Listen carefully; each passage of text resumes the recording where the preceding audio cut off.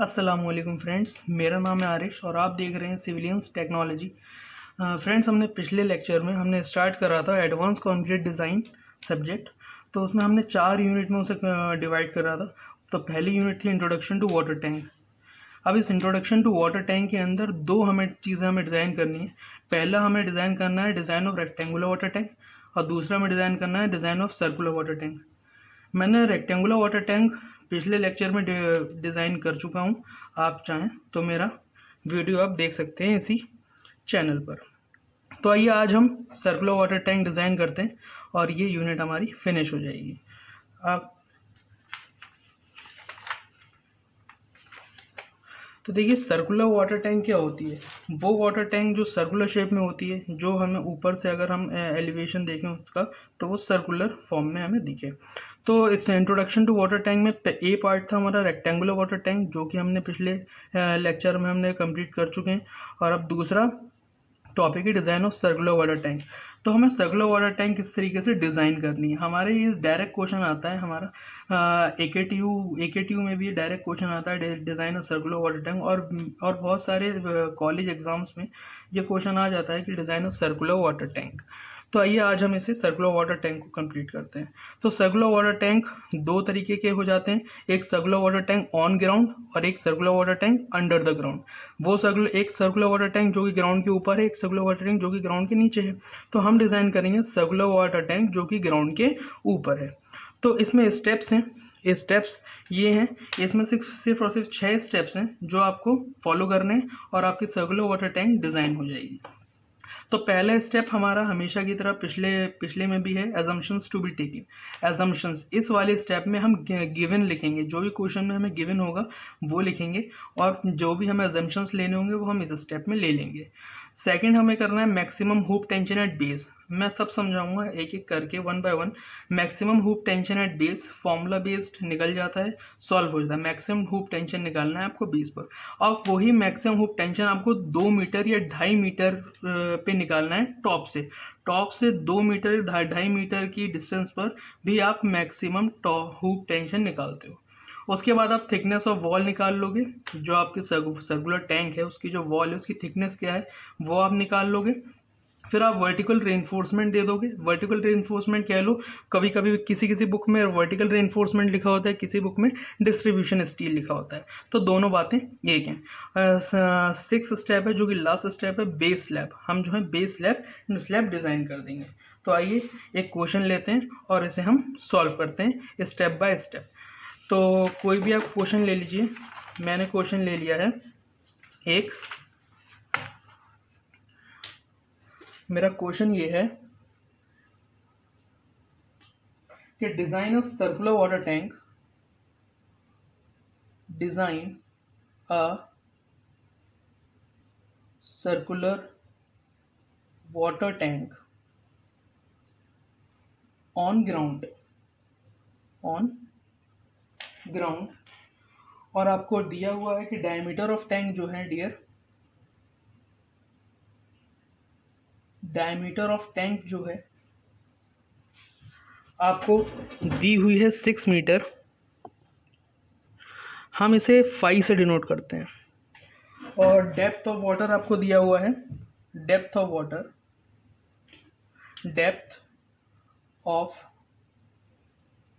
Water आपको दिया हुआ है 3.75 मीटर, 75 मीटर।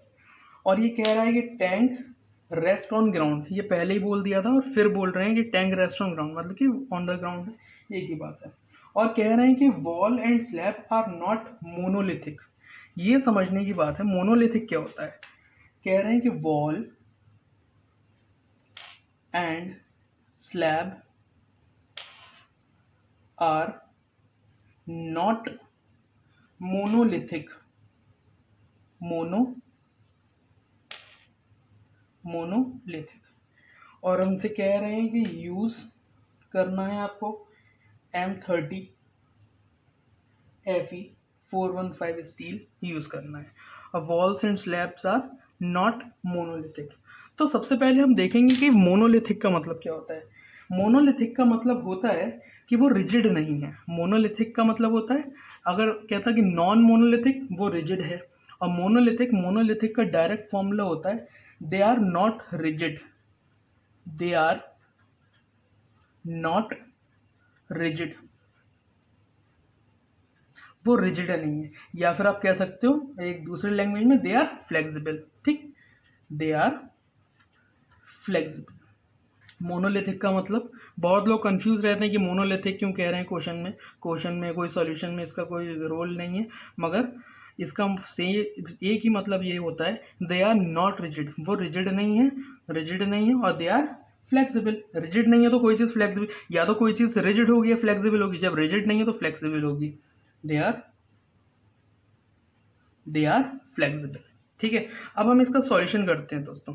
अब देखिए सॉल्यूशन में हमें जो सॉल्यूशन करना है औरों की तरह नहीं करना कि कोई सा भी लिया और हमने कहीं से भी स्टार्ट कर दिया सॉल्यूशन। हम जो सॉल्यूशन करते हैं आपको पता है कि स्टेप वाइज सॉल्यूशन होता है।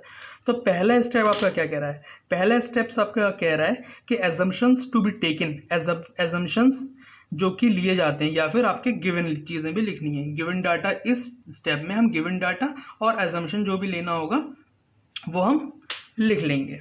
तो हम लिख लेते हैं। तो एजम्पशंस टू बी टेकन, आपका पहला स्टेप है एजम्पशंस एंड गिवन। आपके एजम्पशंस और गिवन लिख लो, पहला स्टेप मेरा यही है। तो पहले स्टेप एजम्पशंस और गिवन है। तो आप सबसे पहले देखो क्या दिया हुआ है आपको, डेप्थ ऑफ वाटर टैंक आपको दिया हुआ है, डेप्थ ऑफ वाटर टैंक आपको दिया हुआ है, depth of water tank, depth of water tank guys आपको दिया हुआ है। डेप्थ ऑफ वाटर टैंक कितना दिया हुआ है आपको, दिया हुआ 3.75 metre is equal to 3.75 metre. अब देखो depth of water tank 3.75 metre दिया हुआ है कि अब आपको पता है कि कोई भी सर्कुलर टैंक होती है उसे ऊपर तक अप टू डेट नहीं भरा जाता। क्यों नहीं भरा जाता, ताकि उसमें एयर फ्लो हो सके। तो इसीलिए हम उसमें थोड़ा सा स्पेस हम छोड़ देते हैं, जो कि मैंने आपको पिछली वीडियो में बताया था।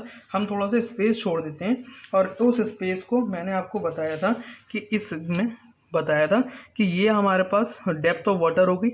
ये जो स्पेस हमारा रह जाता है, ये जो मैं शेडेड स्पेस कह रहा हूँ, ये जो स्पेस हमारा रह गया, तो ये स्पेस कहलाता है फ्री बोर्ड।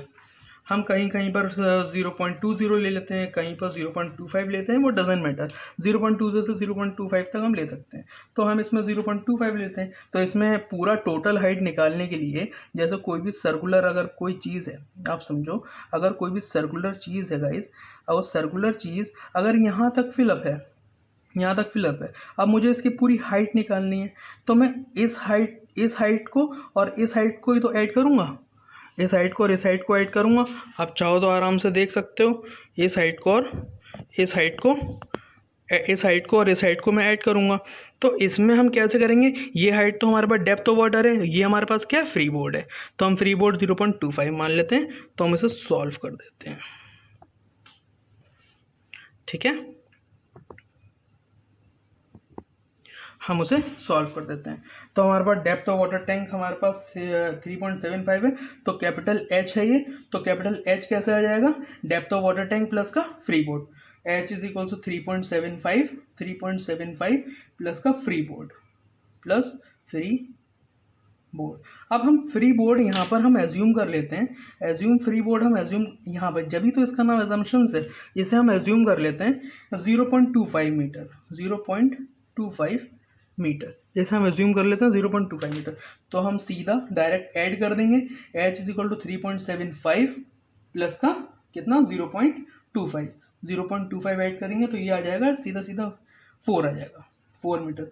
तो आपकी हाइट होगी 4 मीटर, और डायमीटर ऑफ टैंक आपका कितना हुआ, डायमीटर में 5 से डिनोट करता हूँ, जो कि आपके दिए हुआ है 6 मीटर, 6 मीटर दिया हुआ है। और कोई चीज़ हमें जो यूज़ करनी है, और हमें चीज़ देखिए M30 दिया हुआ है।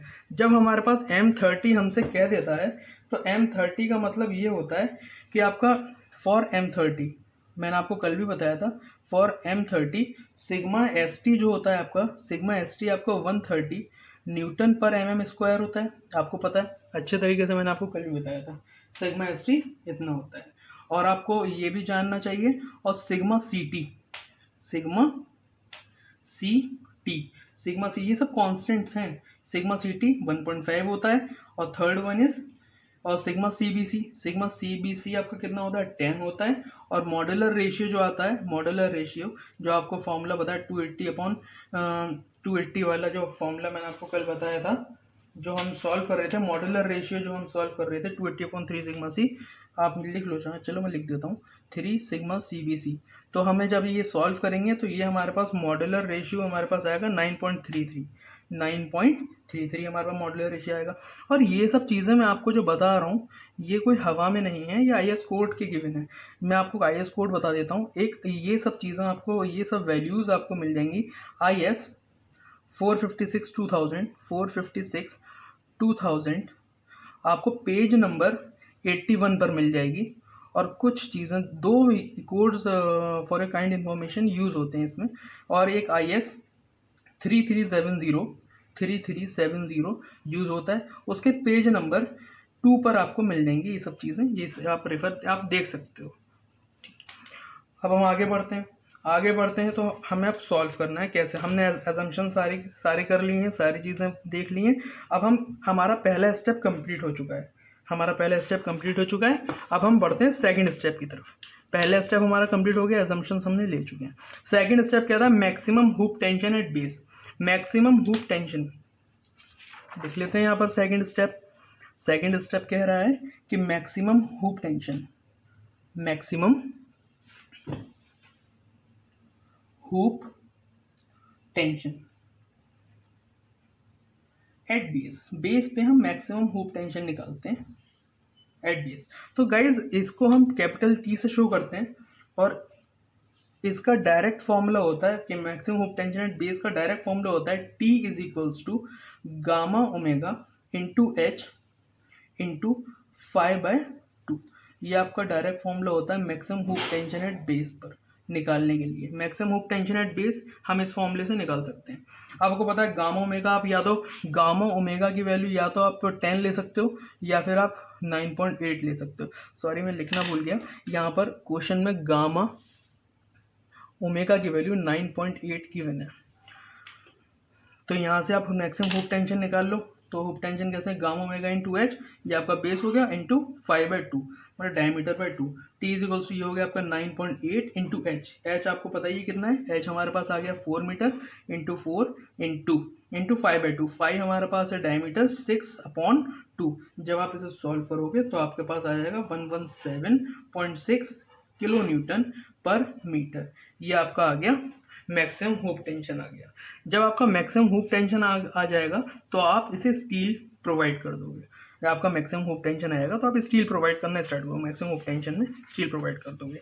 तो यहाँ तक समझ में आ गया होगा आई थिंक। तो अब हम सेकंड स्टेप को आगे बढ़ाते हैं। मैक्सिमम हुक टेंशन हमने निकाल लिया है। अब हम स्टील प्रोवाइड करेंगे। अब आपको पता है कि मैंने आपको पिछली वीडियो में भी बताया था, आप रिलेट कर सकते हो दोनों वीडियो को।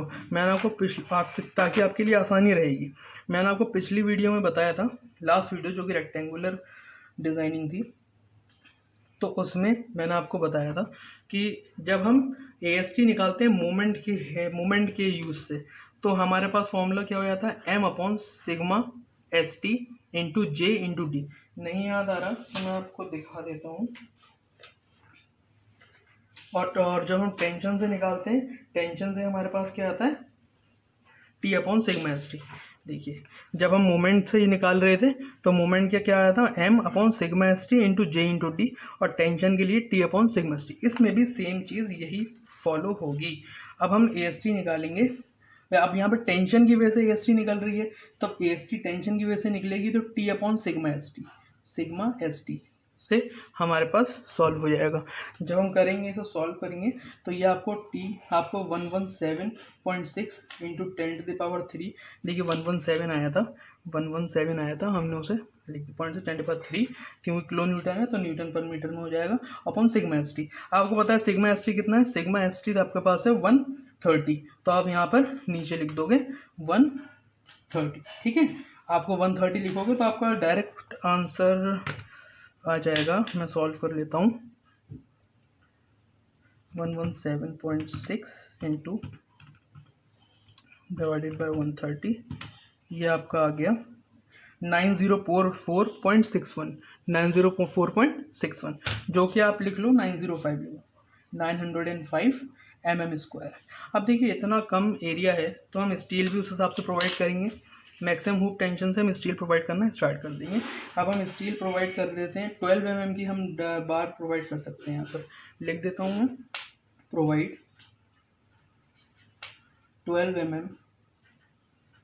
mm डायमीटर बार। अब हमें स्पेसिंग तो पता नहीं है तो हम स्पेसिंग कैसे निकाल सकते हैं। स्पेसिंग का जो फॉर्मूला होता है आपका वो होता है π/4 इंटू DB² अपॉन में AST।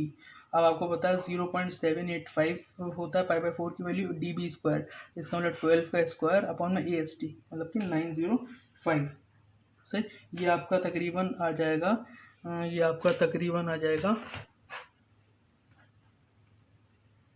124 ये सॉल्व होकर आ जाएगा। उसके बाद AST इतना आ जाएगा।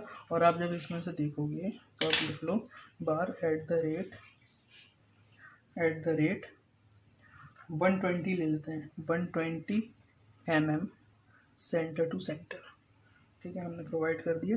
यहाँ से जो AST आप स्टील बुक में से अगर आप AST देख लो ना तो आपका AST आपका निकल के बुक वैल्यू जो आएगी 942 mm² आ जाएगी।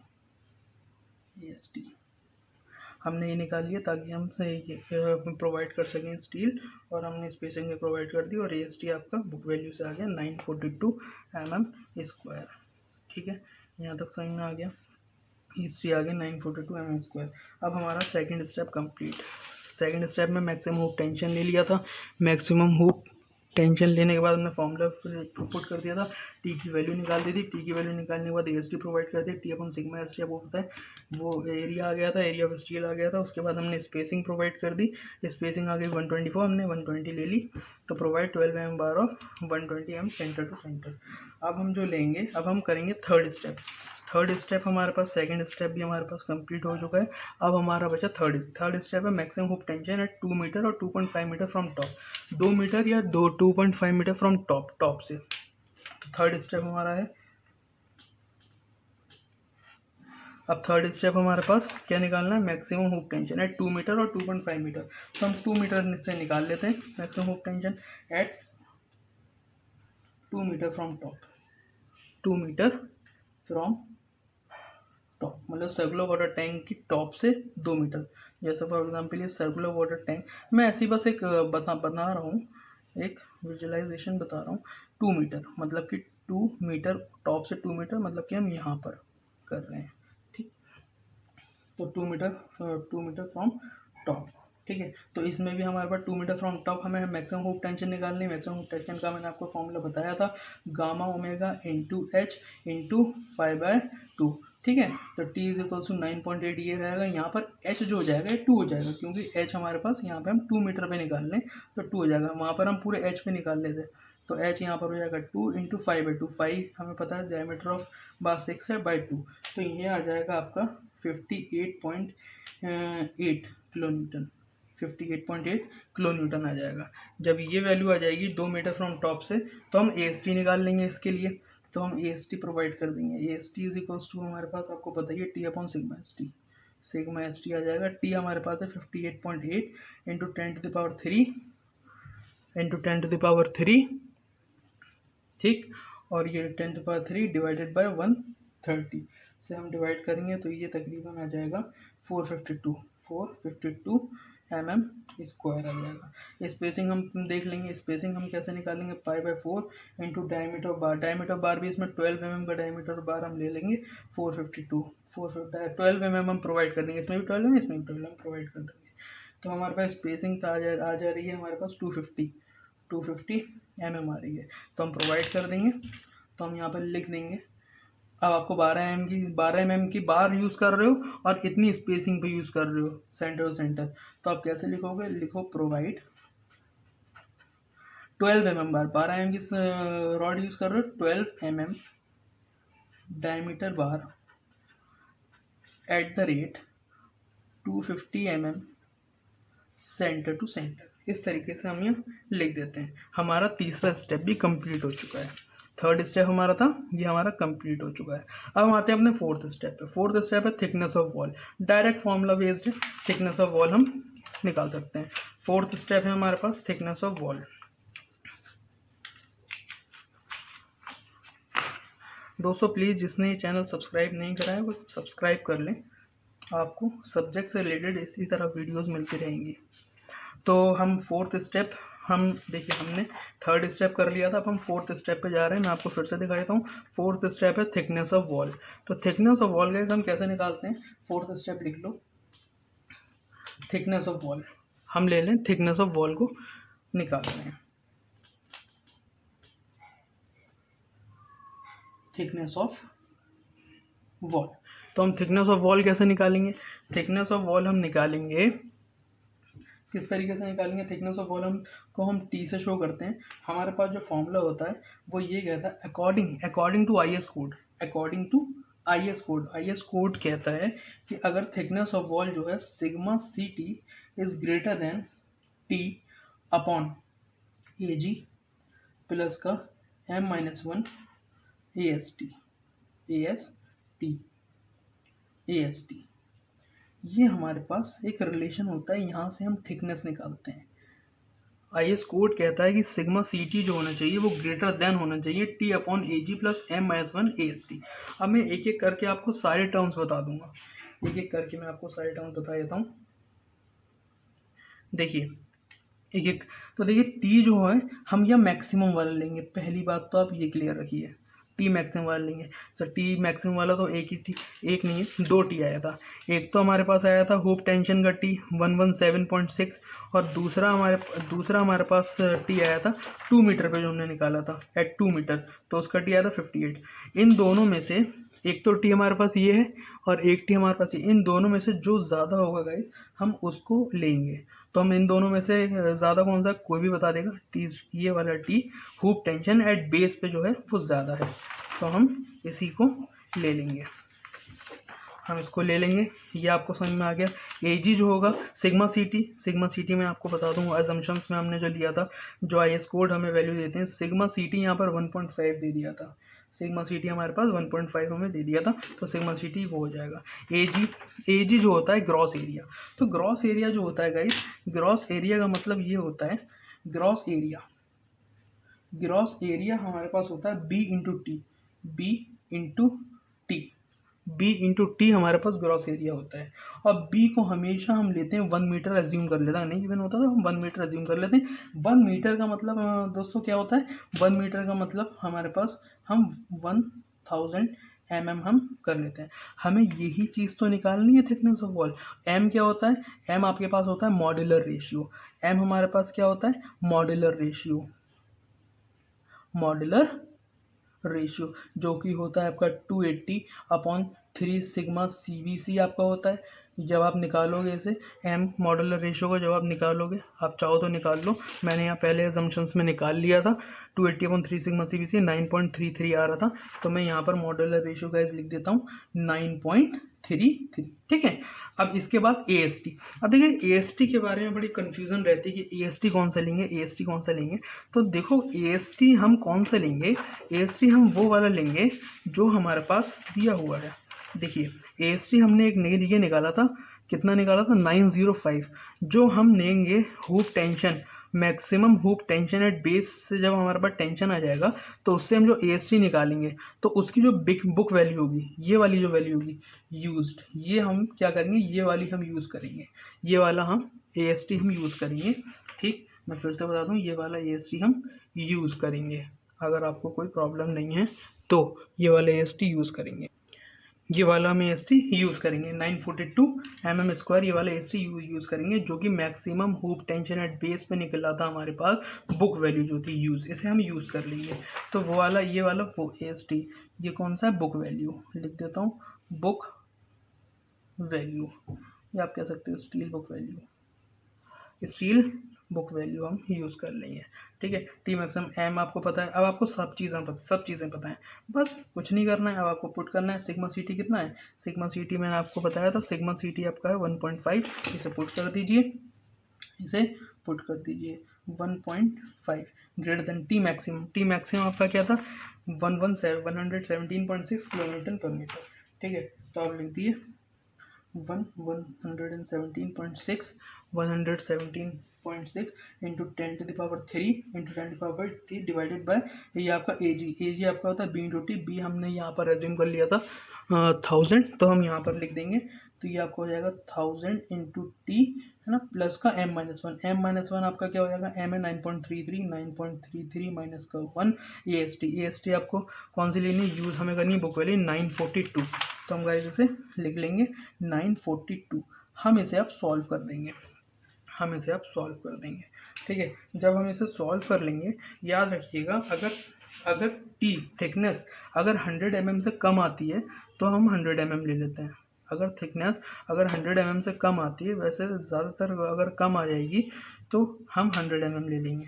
ठीक है, तो हमारे पास 1.5, आप इसे सॉल्व कर लो। 1.5 ग्रेटर देन आपका हो जाएगा 117.6 इंटू 10⁻³ ये हो जाएगा आपका, और यहाँ पर आ जाएगा 1000 टी प्लस का 9.33 माइनस का 1 8.33 मल्टीप्लाइड बाय 942। ठीक है, ये आपका आ जाएगा 7846.86।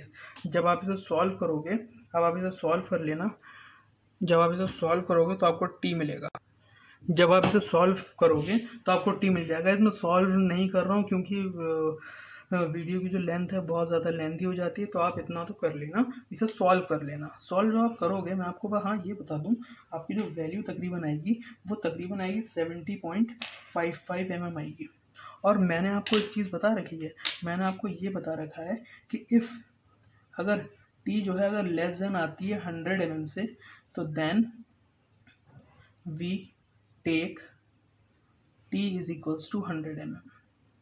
अगर टी 100 mm से कम आती है तो हम टी को 100 mm ले लेते हैं। तो यहाँ पर हमारे पास ये बात क्लियर हो गई, हमारी थिकनेस आ गई 100 mm, क्योंकि टी जो है 100 mm से कम है, तो टी हमारे पास थिकनेस आ गई 100 mm। ये हमारा फोर्थ स्टेप था, जो कि फोर्थ स्टेप हमारा गैस कंप्लीट हो चुका है।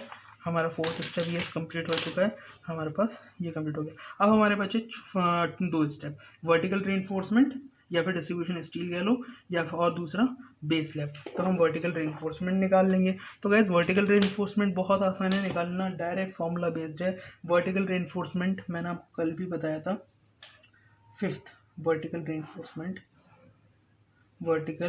रीइंफोर्समेंट या फिर डिस्ट्रीब्यूशन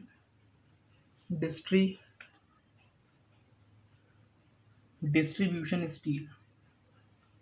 मैं आपको दिखाना चाहता हूँ कल जो हमने निकाला था वर्टिकल रीइंफोर्समेंट डिस्ट्रीब्यूशन स्टील। देखिए डिस्ट्रीब्यूशन स्टील हमने निकाला था। डिस्ट्रीब्यूशन स्टील में हमने मिनिमम परसेंटेज ऑफ स्टील हमने 0.24 ली थी, हमने एक जोन के लिए निकाला था। तो इसमें भी हम मिनिमम रीइंफोर्समेंट स्टील हम जो लेंगे, पीटी मिनिमम जो लेंगे, वो हम गाइस 0.24 ही लेंगे, 0.24% ले लेंगे।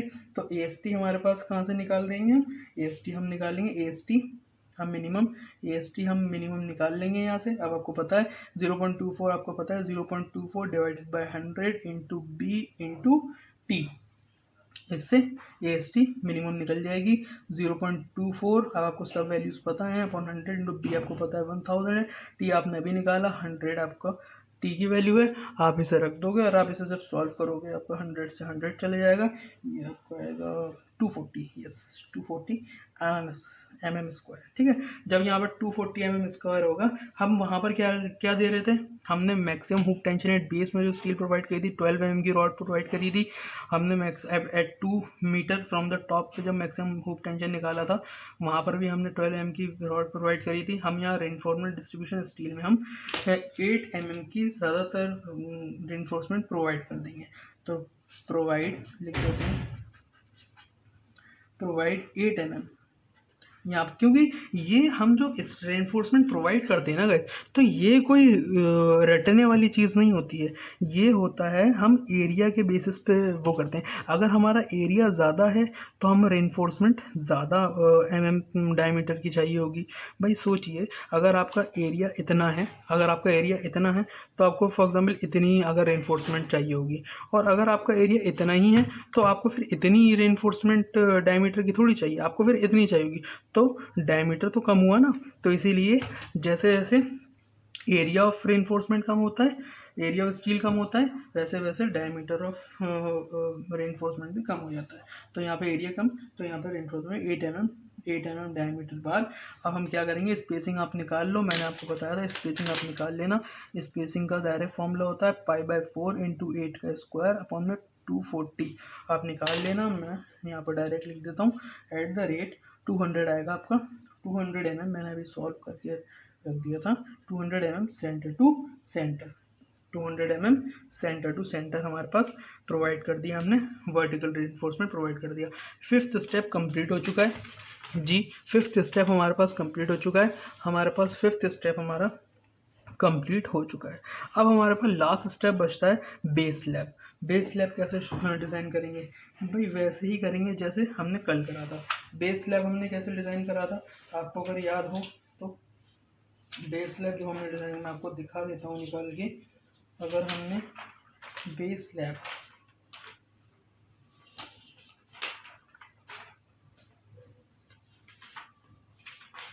देखिए हमने जो बेस स्लैब यहाँ पर रेक्टेंगुलर में, जो बेस स्लैब, मैं ये नहीं कह रहा हूँ कि ये रेक्टेंगुलर की ही तरह है। आप देखिए कि किस तरीके से हमने प्रोवाइड बेस स्लैब, हमने क्या करा, सबसे पहले हमने थिकनेस ऑफ स्लैब ले ली थी, प्रोवाइड करा था 0.24% ऑफ स्टील प्रोवाइड करी थी। AST हमने निकाल लिया था, ठीक है, B/T/2 पे AST हमने निकाल लिया था। तो AST हमने निकाल लिया था, तो इसी बेसिस पे हमें सॉल्व करना है।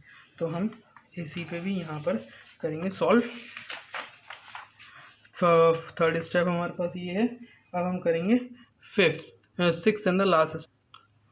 हमारे पास 6 पॉइंट है, बेस स्लैब।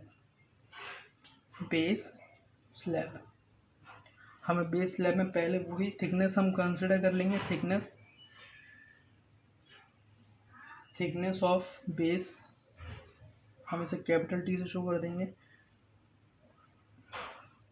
हम इसे T से शो कर देंगे। Thickness of base slab, base slab is equals to, हम मान लेते हैं, देखिए हमने 200 mm माना था, बेस सर्कुलर में हम 150 mm मान लेते हैं, ठीक। थिकनेस हमने ले ली और हम प्रोवाइड करने जा रहे हैं, प्रोवाइड 0.24% ऑफ स्टील हम प्रोवाइड करेंगे। 0.24% ऑफ स्टील हम प्रोवाइड करेंगे, ठीक है, 0.24% ऑफ स्टील प्रोवाइड करेंगे। अब हमेशा की तरह AST आपको पता है कैसे निकालोगे, 0.24 अपॉन में बेस स्लैब में 0.24 अपॉन में 100 इंटू B इंटू T/2 यहाँ से आपका बेस स्लैब निकलेगा। क्यों निकलेगा, देखिए आपने पिछले बार भी आपने वही नहीं करा था, आपने थिकनेस डिवाइडेड बाय 2 करा था।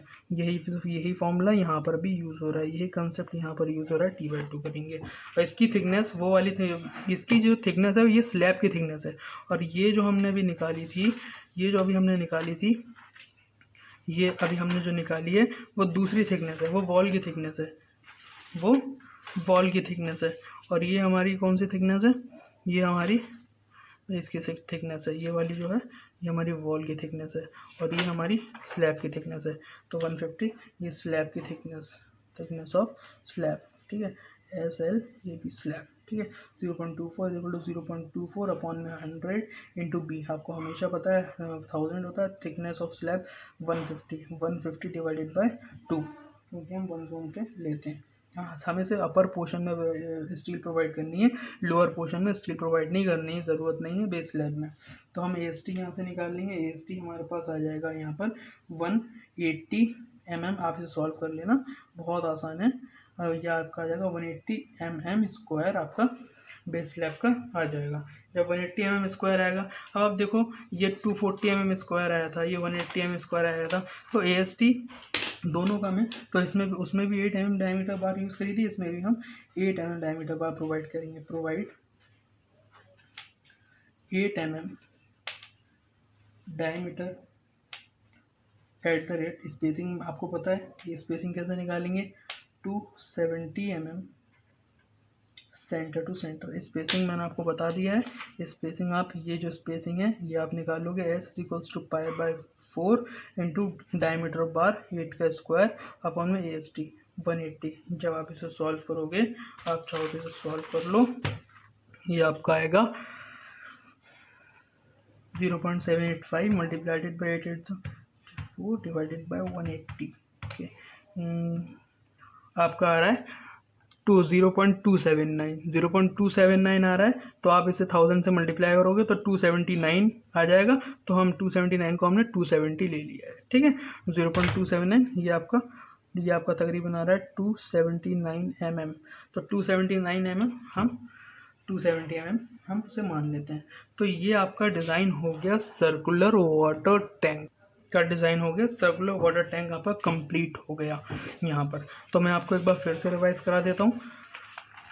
देखिए सर्कुलर वाटर टैंक रिवाइज कर लेते हैं। देखिए हमने सबसे पहले एजम्पशंस ले लिया था, एजम्पशन के बाद मैक्सिमम हुप टेंशन और एक एक करके हमने वो कर सारे के सारे स्टेप हमने सॉल्व कर लिए। पहला हमें ये दिया था एजम्पशन, हमें दिया था water tank H is equals to free board हमने मान लिया था, एजम्पशंस ले लिए थे।